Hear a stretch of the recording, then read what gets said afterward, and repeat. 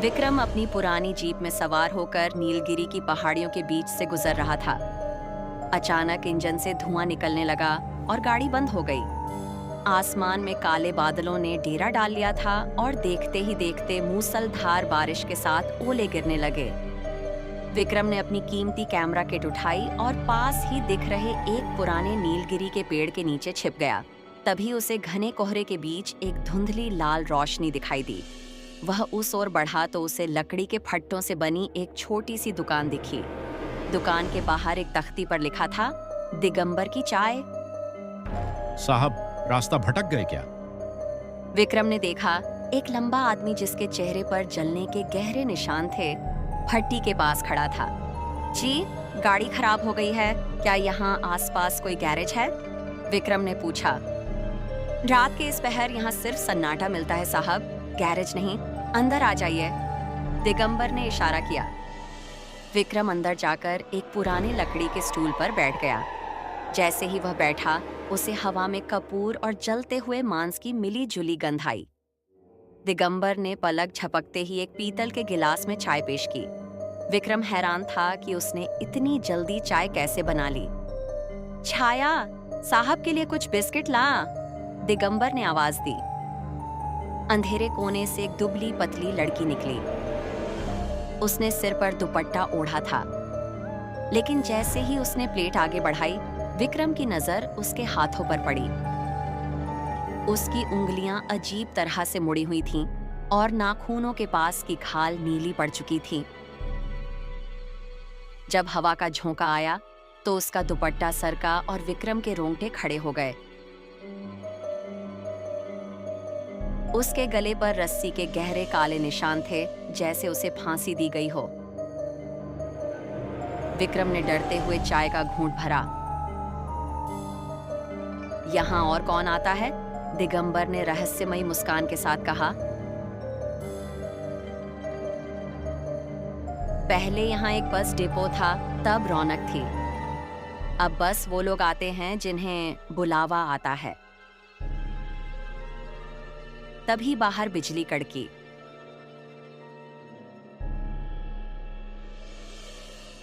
उस रोशनी में विक्रम ने देखा कि जिस भट्टी पर चाय बन रही थी, उसमें आग नहीं बल्कि नीली लौ जल रही थी और दिगंबर की परछाई दीवार पर नहीं बन रही थी। विक्रम ने घबराकर अपना बैग उठाया। मुझे निकलना चाहिए।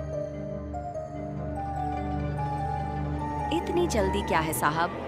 अभी तो असली कहानी शुरू हुई है। दिगंबर की आवाज अब और भी डरावनी हो गई थी। 5 साल पहले इसी मोड़ पर एक बस खाई में गिर गई थी। उस बस में एक बाप और उसकी बेटी भी थे। गांव वालों ने उनकी मदद करने के बजाय उनके गहने और पैसे लूट लिए और उन्हें वहीं तड़पने के लिए छोड़ दिया। विक्रम का दिल जोरों से धड़कने लगा। उसे याद आया कि उसके पास मौजूद कैमरा बैग में लाखों के लेंस थे। जान आई है तो यह ताबीज लेते जाइए। छाया ने अचानक एक काली डोरी विक्रम की ओर बढ़ाई। जैसे ही विक्रम ने उसे छुआ, उसे लगा जैसे उसने बर्फ का टुकड़ा छू लिया हो। वह बिना पीछे मुड़े अपनी जीप की तरफ भागा।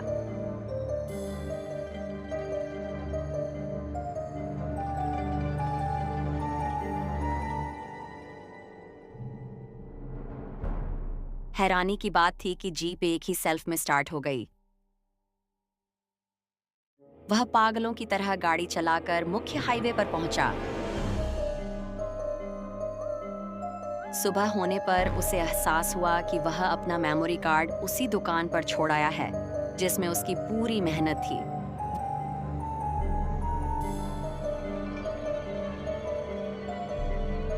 वह हिम्मत जुटाकर वापस उसी जगह पहुंचा, लेकिन वहां कोई दुकान नहीं थी।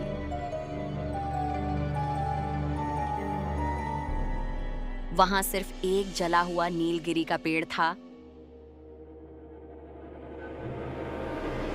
और उसके नीचे एक पुरानी टूटी हुई पीतल की केतली पड़ी थी। तभी उसकी नजर पेड़ की एक टहनी पर पड़ी। वहां उसका मेमोरी कार्ड एक काली डोरी ताबीज से लटका हुआ था। कार्ड उठाते ही उसे हवा में वही कपूर की गंध आई और पीछे से एक फुसफुसाहट सुनाई दी। फिर आना साहब, चाय अधूरी रह गई थी। विक्रम ने पीछे मुड़कर नहीं देखा।